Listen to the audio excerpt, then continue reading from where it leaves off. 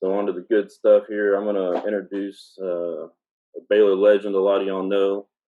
Walter was a 4-year Baylor letter winner from 78 to 81. And during his time here at Baylor, he rose to the top of the record books offensively here. He was the 12th overall pick in the 1982 NFL draft and remained in the league for 7 years and is now a great asset and ambassador for Baylor. And he is the executive director of the Baylor Bee Association. Walter, take it away, man. Thank you, Paul. It's great to be with y'all today and have this opportunity to talk a little bit about the Bee Association and some of the great members that we have that represent Baylor University on the athletic field, court, track. And I couldn't, I was talking to some friends yesterday about the opportunity to represent the Bee Association as the executive director. And I can tell you that I can't think of a better job in the world for me because I get a chance to work with brothers and sisters who played the game like I did, played sports, represented the university in competition. And man, these are my brothers and sisters that I get a chance to work with on a daily basis. So I'm very blessed to be the Bee Association's representative, and even equally blessed to have somebody of the quality of Michael Johnson as our 2020 president. You know, Michael, I saw him come on as a board member. Michael would spend a lot of time helping us develop, particularly our Bears in the Workforce program, because he's a businessman. And Michael came on and started sharing his experience with our current student athletes, the ones who were trying to make the transition from being a college athlete to the professional world. And Mike has been in several of our meetings where we have met with our student athletes to try to give them advice on how to make that transition smoothly. He has such experience, knowledge. Mike graduated from Baylor University in 1999. He was a 4-year starter on the football team from 94 to 97, a 2-time All Big 12 offensive lineman. He was a 2-sport letterman. He put the shot and he threw the discus for the men's track and field team, where he played a key role in winning the Southwest Conference title in 1996. He's currently in the insurance industry, where he owns and operates a State Farm office in McKinney, Texas. Now, for those of you who have not had a chance to meet Mike, if you've seen him around at any of the Baylor events, I encourage you to do so. The guy's full of energy, and we just are beyond excited to have him represent our Bee Association the way he does this year as president. John Morris, of course, is the voice of the Bears, does a tremendous job. John, I'm going to turn it over to you. You guys get after it. Well, thanks very much. Appreciate it. It's an honor to be here with everybody today. Thanks for tuning in. And is it tuning in? Is it zooming in? What do we call it, Michael? I guess it's zooming in this occasion, right? So we appreciate everybody that is here. We'll have a chance to maybe take some of your questions near the end of our hour. So find that Q&A tab and send us some questions, and we'll do that coming up in just a little bit. Michael, it's great to see you. It's great to be on with you. This is fun, isn't it? It is. We're going to have some fun. Absolutely. Are you proficient in Zoom now? Are you doing a bunch of Zoom calls? This is actually probably my 6th Zoom call. So we haven't had, I didn't have to do a lot with my team, but gotcha. I had some with a couple clients, and then we had a couple of Bee associations. So yeah, so I've gotten better at it. I kind of know my angle, where my face looks good in high definition. So, Good looking shot. You got that big B letter up there behind you on the wall. So it's perfectly framed shot. Well done.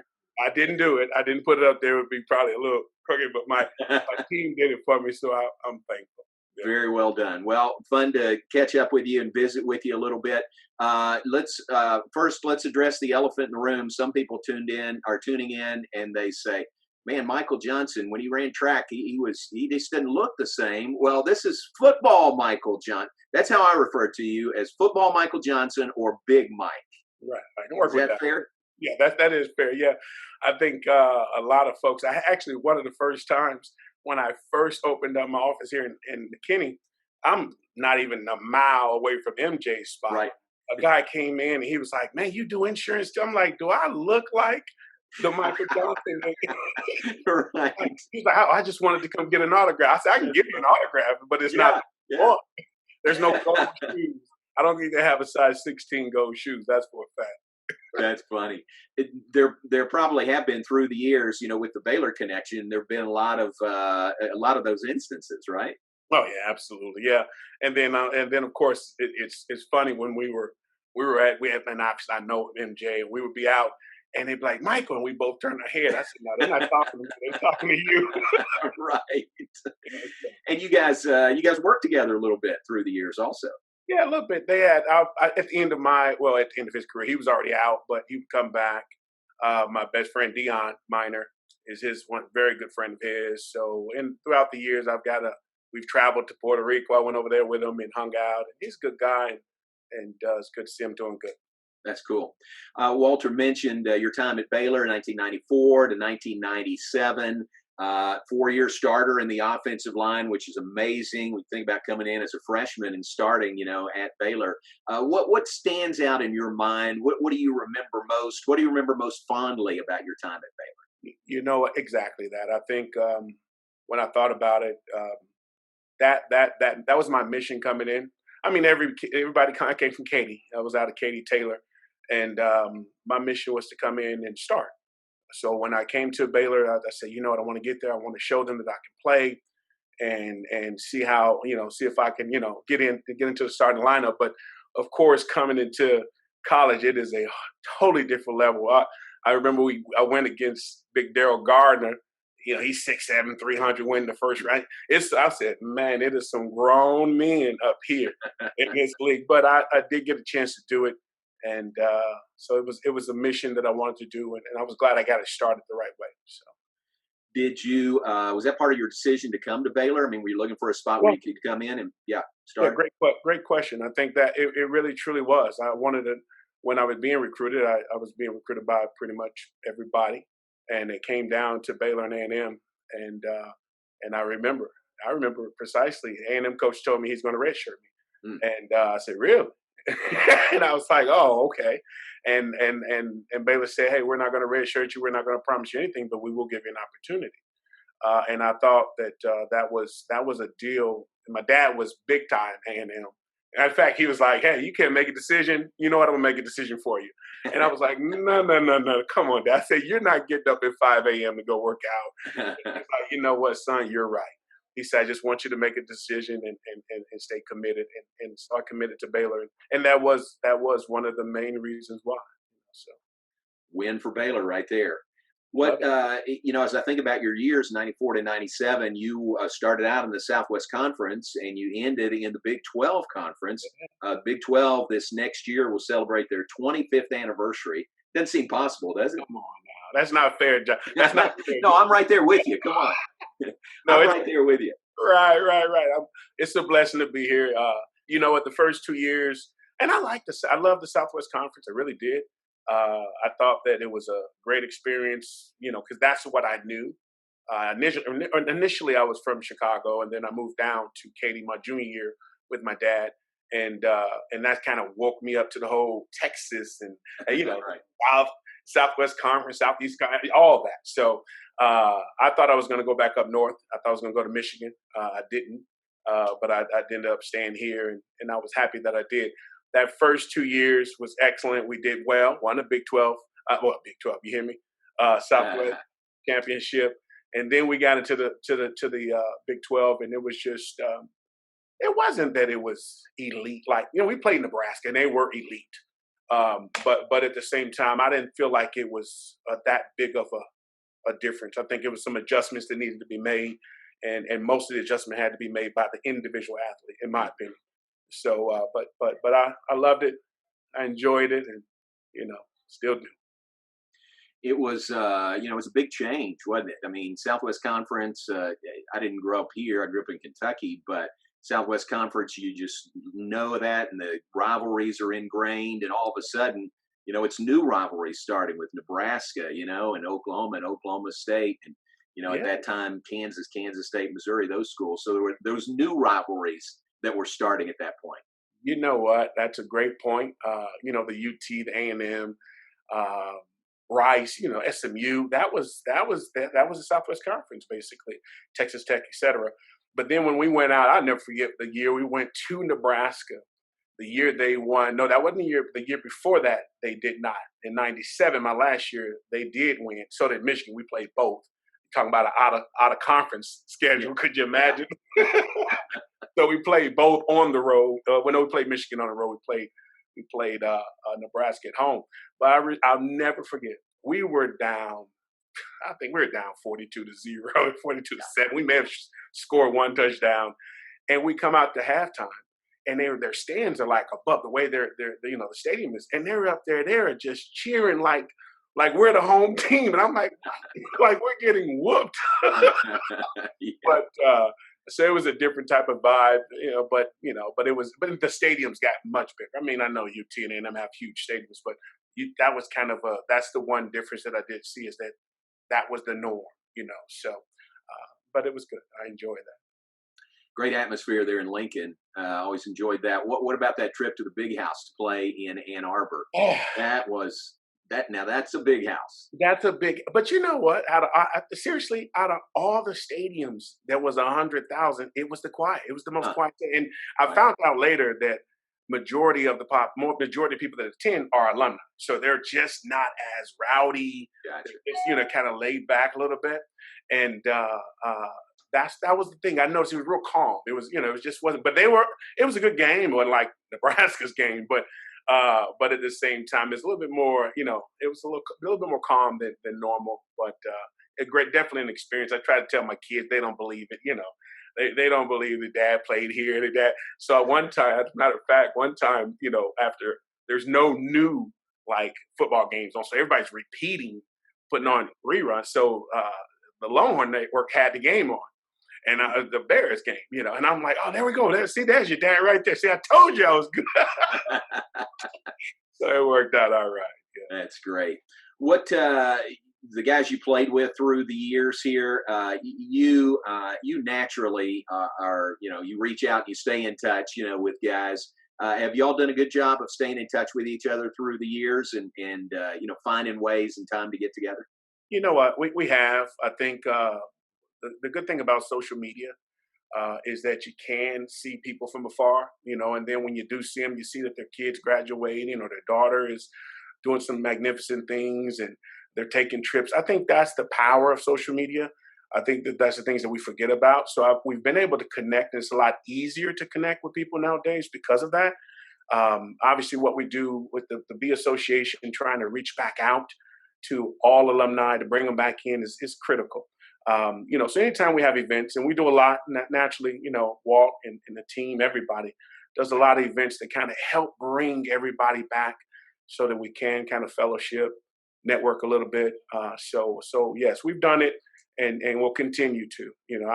I've done we did something. I have a RV spot over by the Farrell Center, so sometimes I have a nice little get together. I love to cook, Nice. and I've some of the older guys that was there before me that I didn't play with them, but they were there, and we connected, and then they brought back, let's say, their generation, and I have my generation. You have the newer, so it gives us all an opportunity to get out there and go watch a game and cheer on Baylor and have some fun.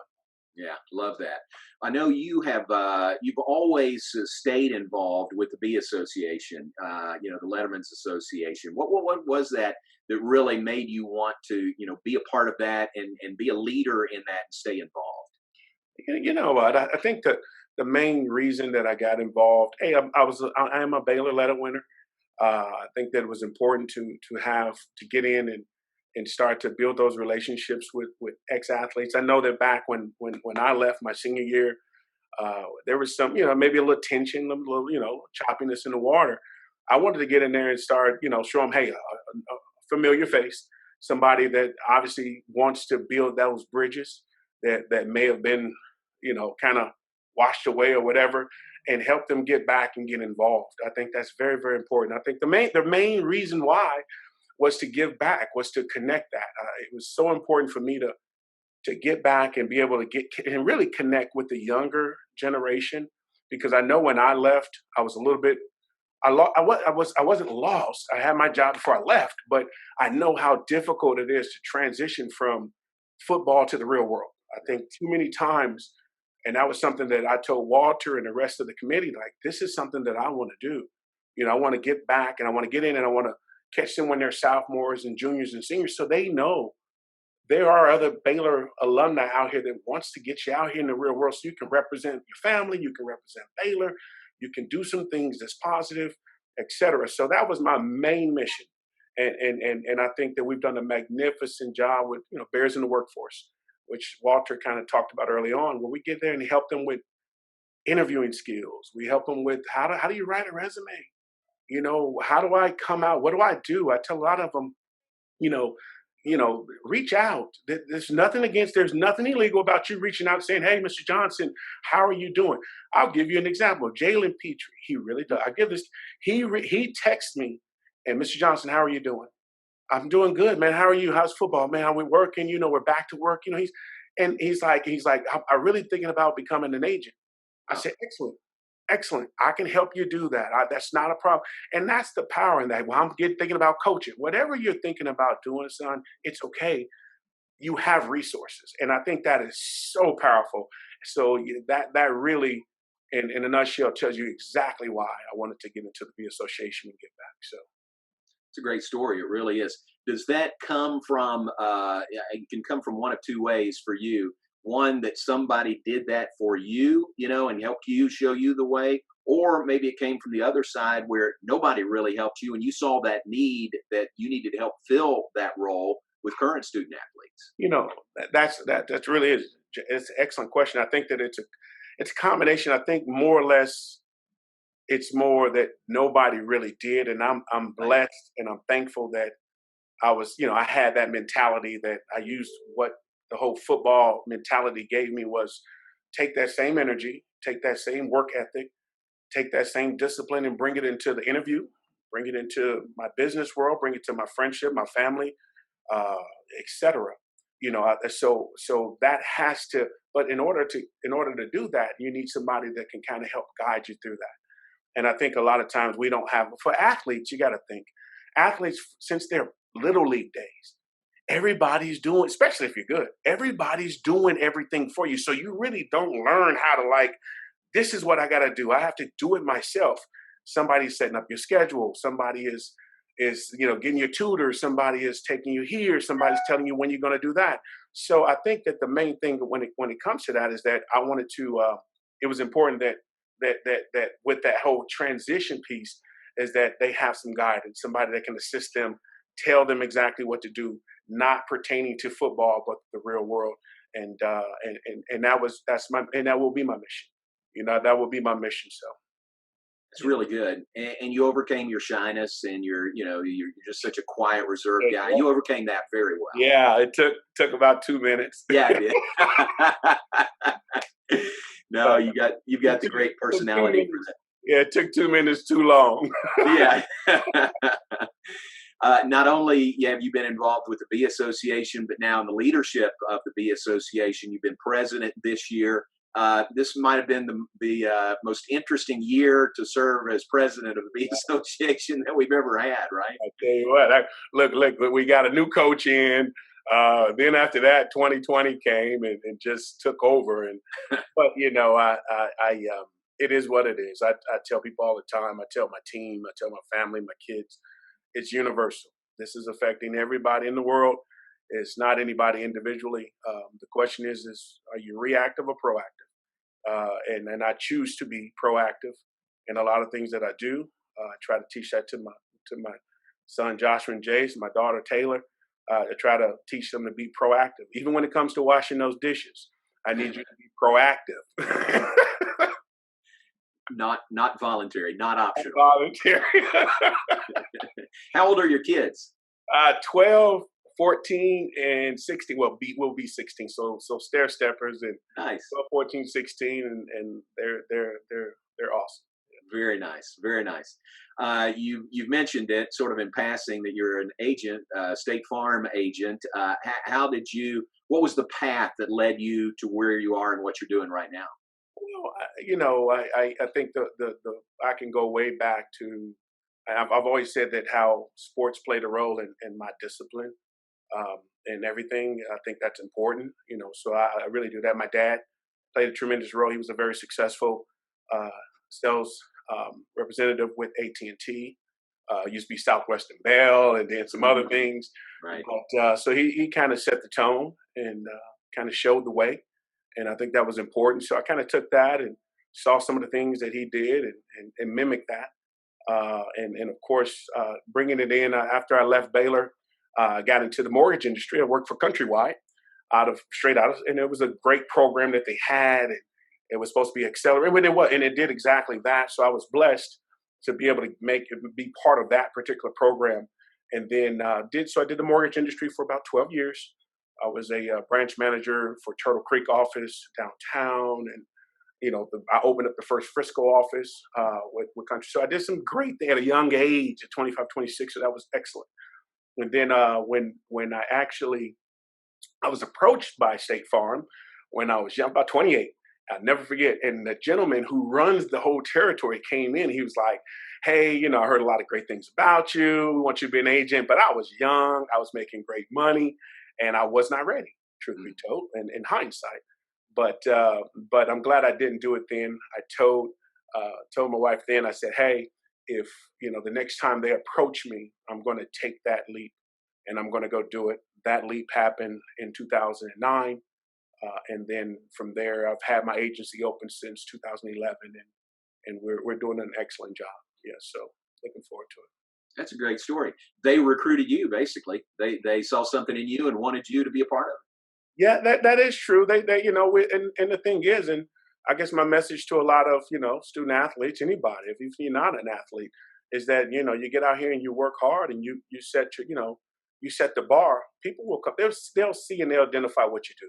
And everybody's looking for a talented individual that's hardworking that can bring something to the table. It's not a mystery. It's not. There's no secret sauce, special lettuce bun, none of that. It's just hey, get in here, work your butt off, and then when the time comes, if you put in the work, somebody will recognize. And even if they don't, you still learn something in the process, and somebody is going to recognize what you do and give you an opportunity. So. it's a good lesson. How has this time we're in, the pandemic, coronavirus, how has that affected your business or maybe changed things in the way you do business? Yeah, awesome question. I think, obviously when it first, ahead of the time at the beginning of March, summer, I remember it was after spring break when everything really started to kind of escalate and go pretty fast. I had to make a decision for my team. I have young ladies who have families here that have children and husbands and things of that nature. So I had to make a decision that not only affects my business, but I wanted them to be able to operate and take care of their family because that takes precedence. So we ended up going virtual we just came back actually Monday. Yesterday was our first day back here in the office with all the precautions. But we really did. I had to take an opportunity and kind of work virtual. Now that's a tough thing as a not necessarily. They are excellent. I have an outstanding team, and they're responsible. So they do what they're supposed to do, and I don't have to. I'm not a micromanager, never will be. But at the same time, I have expectations of what's expected, and they did exactly that. So they made that transition very easy. I kind of got a little spoiled actually, because I would be in the office by myself. I had to get up. I'm kind of old school. I get up. I have to get dressed. I have to go in the office. I have to have my coffee. I have to check my email. That's just my routine. But I would have my little music going, and I would be hanging out in the office by myself, kind of spoiled, no shoes on. But that ended Monday. Back to the real world. Back to the real world. That's right. It's interesting. You refer to them as your team, and that has a sports aspect to it as well. You probably learned things during your time at Baylor, being a part of Baylor football here, that you apply to your job, what you're doing now every day. Yeah. Once again, see, you're pretty good at this, John. See, I noticed you got some experience doing this. I appreciate it. I'm trying to earn my keep. I tell you what, no, but honestly, that the team piece, I never really thought of it that way. I really didn't, not to this point. I've always, I've always did the whole team piece. So it was important that my team, it was a respect factor. I don't have to, look at me, it's not about that. It's really about coaching them up. It really is. It's about respecting them. I have a great retention. I don't turn over people in my office. It's a reason for that. I compensate them well. I demand from them at the same time. I teach them if this is how we do it better. This is how we get better. And when I first started, I said, hey, we're going to run 28 sweep until we get it right. And Right. that's what we're going to do. We're going to keep running 28 sweep. Then once we get it right, we might do a reverse, but we're going to be kind of old school Southwest Conference, not that spread offense just yet. But we got to a point where we can actually we can score, and that's very important. So but good thing that we have great relationship, not an issue whatsoever, and they have exceptional character. So.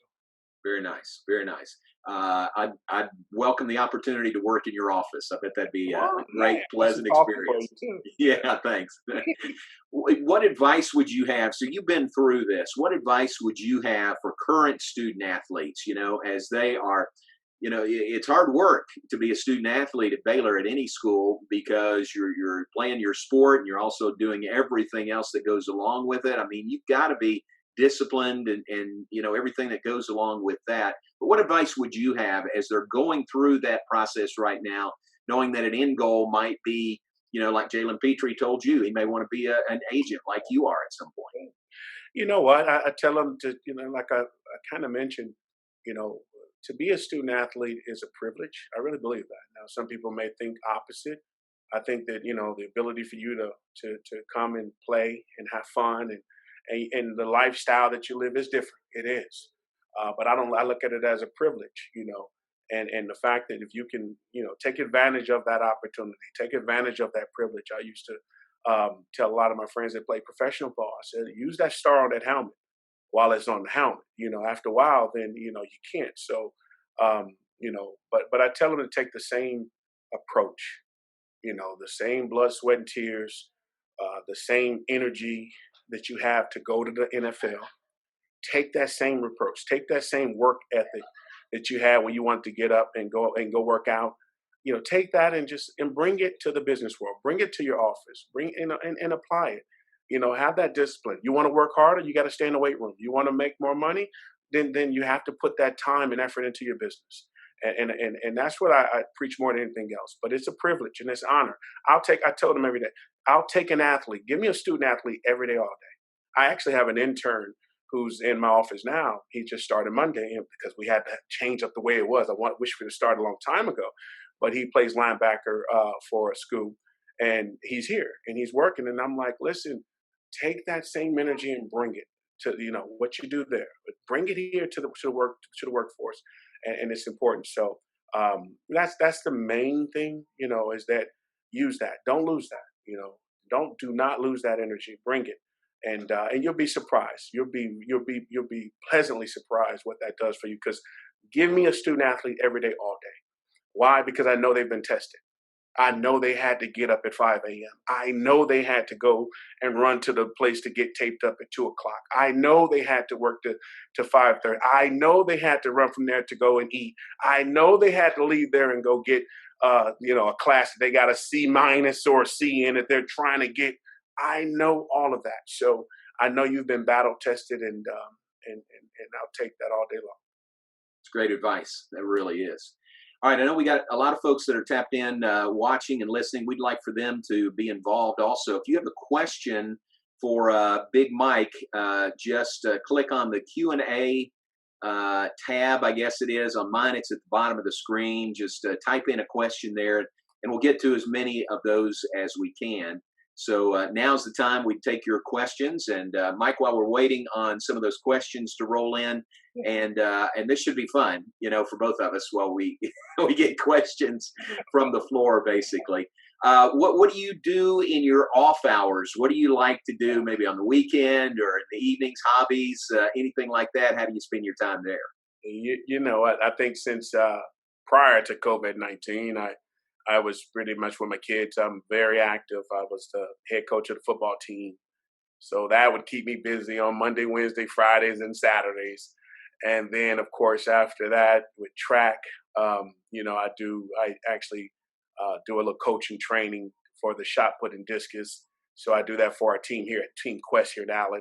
So that those things, and then of course, if you ever been to a youth track meet on a Saturday, you get up at 6 a.m. in the morning and you don't get home to 6 p.m. at night. So it's like, so that was obviously prior to COVID-19. Now, I think I'm kind of like slow down. Now you'll catch me on my patio barbecuing and I like a nice cigar from time to time and a cold adult beverage. So that's what I'm doing these days. Very nice. That's good. We'll see how that works. What is the high school team, or what is the team that you coach? What level is that football? Team Quest is their summer track. So It consists of everybody from 8 years old up to those 18 years old. Great track club. They send a lot. We have Bria Bullard, who she's going to Baylor. She's got a full scholarship for track. Mike Ford ended up recruiting her. And then, of course, we have several others. We had a lot of kids that got full scholarships. So great track program that helps them. It kind of, great family environment. I love it. I love to give back. So it's been awesome. And it's in Allen. It's in Allen, but we kind of do Allen, Frisco, Plano. It's kind of, But they're definitely an elite track club that does very, very well.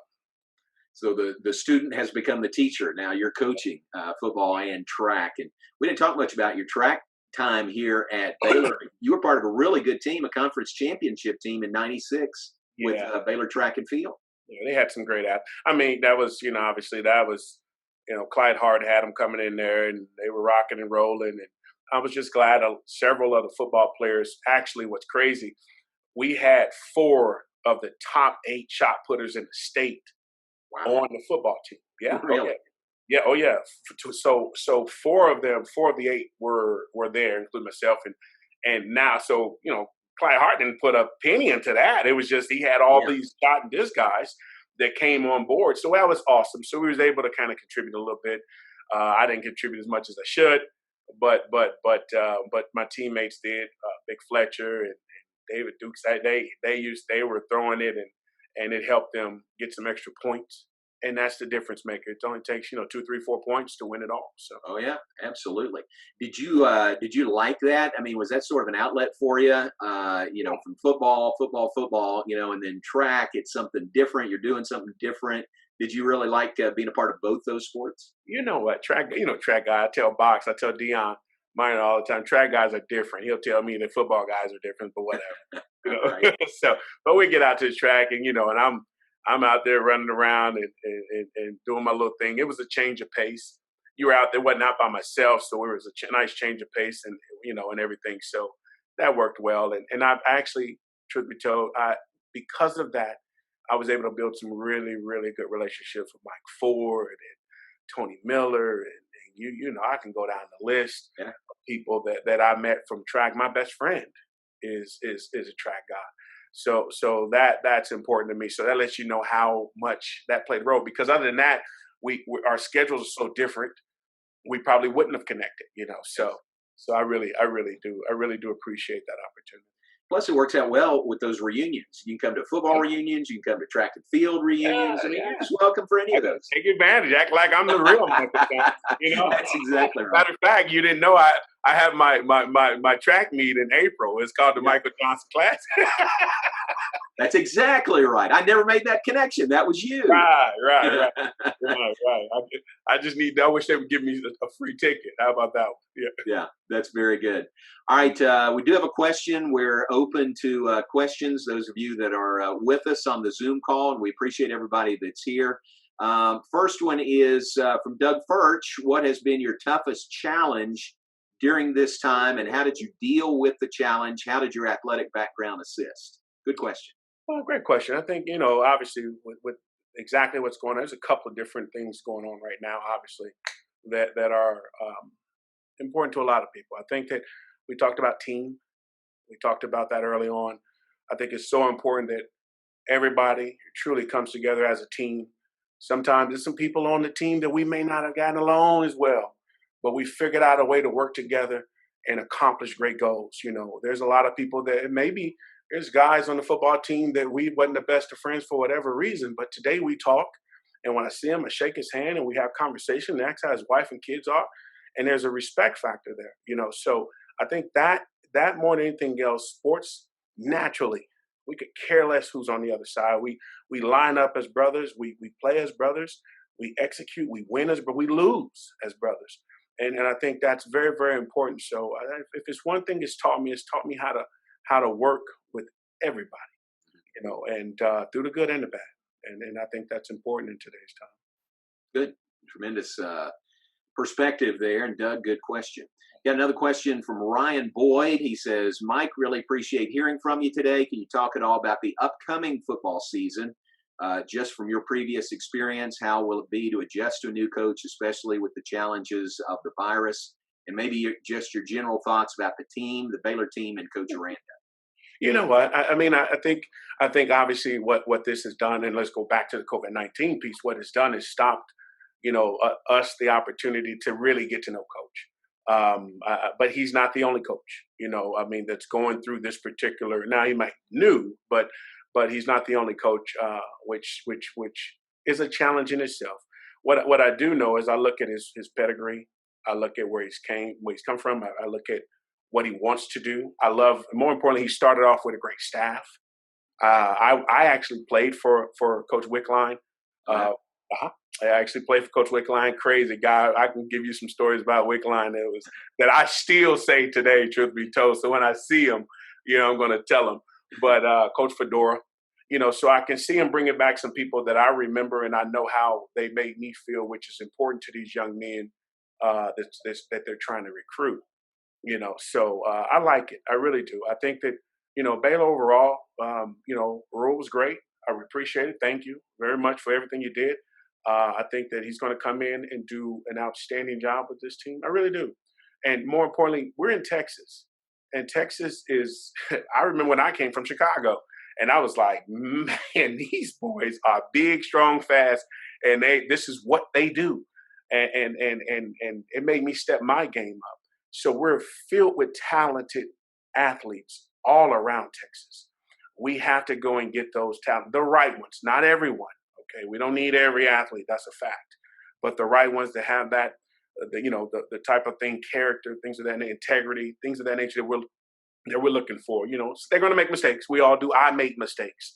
Don't fool yourself. It just wasn't on camera. You know, but I mean, so we all make mistakes. But I think he's got a good staff and we gotta, you know, we're doing some good things. You know, we're one thing about Baylor, we're resilient. That's a fact. That's exactly right. Good question, Ryan. Appreciate that. Any other questions? Now's your time. Just type them in that Q&A box, and we'll get them to Big Mike. I hope, and we don't know this, and I'm not going to put you on the spot to even ask because none of us know, but we hope the football season starts on time and we play every game, and hopeful of fans at some point in the stands. We just don't know what this fall might look like, but hopefully we get back to sports and live games and football coming up in the fall. Yeah. You know, I think that the main thing is normalcy for all of us.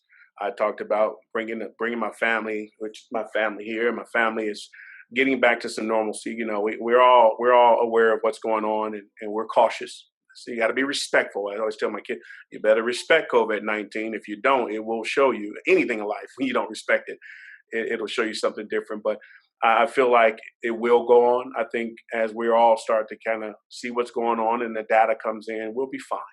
I really strongly believe that. What it did do, it allowed us to slow down. Yeah. It allowed me to spend some time with my children because I'm ripping and running every day, all day. And then on the weekends, I'm ripping and running. It allowed everybody on this call to slow down and enjoy some of the finer things in life, which is time with family, time with loved ones, time with yourself. You know, I've been able to think and process some things and kind of put a game plan to the rest of 2020 and 2021. So it's some benefits to it. Sometimes you got to slow down to speed up. Yeah, really good. All right, couple more questions for you, Mike. This one's from a parent of a future Bear as a track student athlete in the 400 meters. You mentioned you start work with students or with athletes in their sophomore year regarding setting them up for success, yes, such as resume writing, interviewing skills. since you were both on the football and the track and field teams, will you be willing to work, or will you be working with both teams in that regard? We actually, with the Student Center of Excellence, that's through kind of they handle a lot of that. Walter and the B Association, we really work extremely hard. So yes, doesn't matter to me, if not just football. Let me be very clear on that. I work with everybody, because everybody has a need, and we, and that's very, very important to me. So we work with everybody. It doesn't matter which particular sport. And we've partnered with them with the Bears in the Workforce, which is critical. You have to be. There was a program out there where they would actually have you as mentors. You had to do background checks. You had to do all that, naturally, because there's things we can do and things we can't. But it's been growing and getting a lot of momentum, and we're excited to partner with them and continue to grow that. So yes, we will, and yes, I will. If they need me, I am there. Very good. All right, here's another question. It's from Robert Ingram. Rob says, hello, Big Mike. I'm curious about your Bears in the Workforce program. Can you go into how that works? Yeah, and it's kind of just piggybacking on what we just talked about. What it actually does, we had a panel of about 10 different backgrounds, a lot of things of that nature. And what we do is they specifically choose like who's off season. So volleyball, if they're in the off season, obviously not when they're in season, it's very difficult. We did have the football team in, and Charlie Brewer and the rest of them came through and sat down, and which is important. And what we do at that time is just do some, do a kind of a Q&A, but we also talk about reality. It's like social media. I tell them all the time, I said, listen, your era, you cannot be on social media just acting crazy. It doesn't work, because what you do today, it will forever be out there. So I want to be clear. I said, what I do when I hire somebody, I take your email, I put it in Google, and I search it. It's going to pop up everything about you. So if I'm on your Facebook and it's, even when you think it's locked, and then everything else, I can see certain things. And if I see 25 red cups and, all I see is party, party, party, but you tell me all you do is get up and, you don't do anything but come on. I tell them, I say, hey, your story is being played out in front of you. I just want you to make sure that you understand that what you do nowadays, it ain't like my time. And not to say that you have to be perfect, by no means. I'm not. It's just the fact that, we all make mistakes. It's just that you got to be a lot more careful in this environment, this day and this time. Yeah, great words of wisdom there. All right, here's another question. This is from Rhonda Shelley. She says, hello, Michael. As you look back at your time at Baylor, what would you say is the best work habit that you learned and still incorporate today? Go on. I'm an early riser. I get up. I have no issues getting up. I think I get a good start on the day. Not that that's everybody. Now, my fiance is a little opposite. She's probably watching. She's probably going to beat me up about this. She's like, give me 10 more minutes type thing. Wait, should we give her time? Should we give her time 10 more minutes? There you go. I'm like, are you kidding me? But I'm an early riser. So I think that, a lot of times, I'm rarely ever, not to say I'm perfect, rarely ever late to meetings. I'm always on time, ahead of time. I do sit up front. I do some things that I learned during that time. I listen. I take notes. So those are things, and I think that I had mentors that saw that and saw that in me, and they recognized that. So I tell them, don't you sit in the back of nowhere. Don't get away from that group. Go up to the front, or sit at a table that nobody else wants to sit at. With a whole different, whole different set of individuals that you can get to learn or know something about, get to know. So I think the early rising, there's so many things I've learned, but I think the early rising, it never did affect me to get up at 6 o'clock in the morning. It doesn't do it now. So I just go to bed a little earlier now. Right. I can't do the 1 o'clock, 2 o'clock, 3 o'clock thing anymore. Yeah. That's good. That's another good piece of advice right there. Okay, last call questions. Anybody have any questions? Type them in. We'll get them to Mike here before we wrap up in the next 5 minutes. But if you have a question, just shoot it to us right now. So do you have a vacation? Do you have vacation plans for the summer? I mean, Really... Actually, we were set to go with me. We were going to get married in Punta Cana, in October 30th. So it was all set to go, and we had it all planned out and everything else. And obviously, this is kind of delayed that. We wouldn't dare put people. I want them to be comfortable, have fun, do what we do on all inclusive resorts, hang out poolside, relax, let your hair down, and just.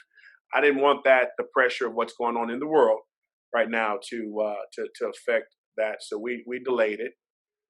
I still love her. I'm not. I'm gonna hold on to her for another year, and then, and then I'll give her the last name Johnson. But no, so that was what our plans was. Right now, I may. My family's in Chicago. We may take a little week trip, but I might get in a car and drive to Chicago and visit with my family, maybe around July 4th. But that's about it. Yeah. We're going to be relaxing a little bit this year. We'll play it by ear, kind of like what everybody else is kind of doing. I got you. All right, no more questions.